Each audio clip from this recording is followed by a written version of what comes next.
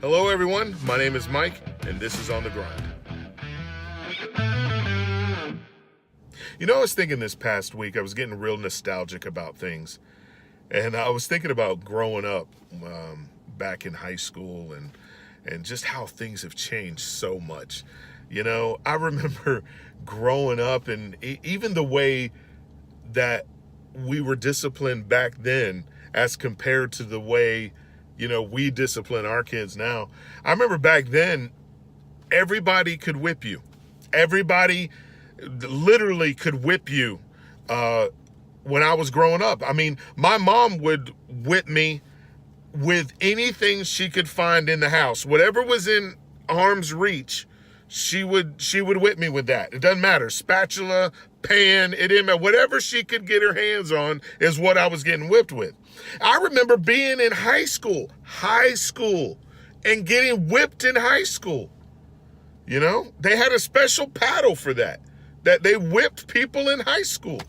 I remember going over to this black friend of mine's house. We were best friends in high school, and his mama looked at me with a belt in her hand and said, "This belt will go international, Mike. It'll whip the white, the black, the Puerto Rican."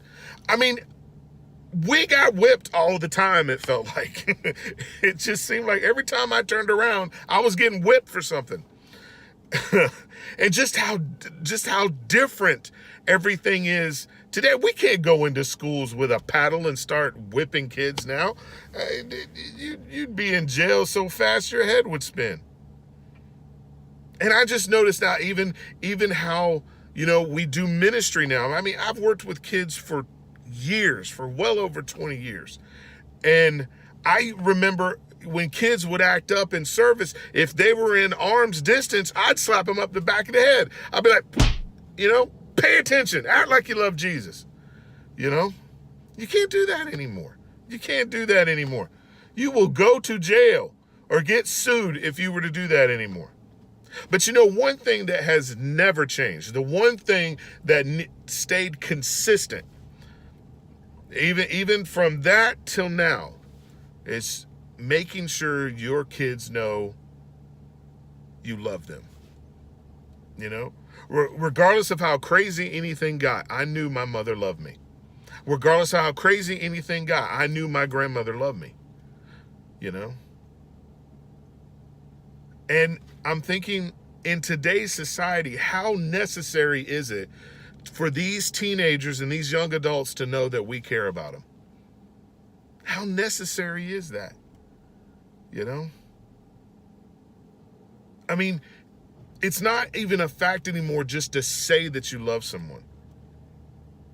I mean, to be there for them is huge. Just spending time with them is huge.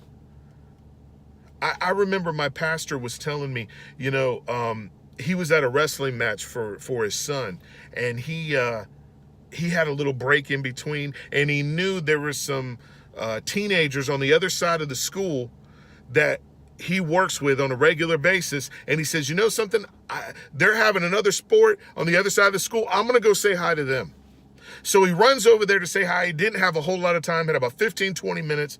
And he runs up there. They say, "Hey, how you doing? How you doing?" They were so excited to see him. And he said, "Hey, I just wanted to come over here and say hi to y'all guys and see how you're doing." And afterward, one of the teenagers walks up to him and says, "You've been to more of my sporting events than my own parents have." Man, that hit home. Look, I know life can take you for a tumble. I understand you have to work, and we all want more time to spend with our kids and our family.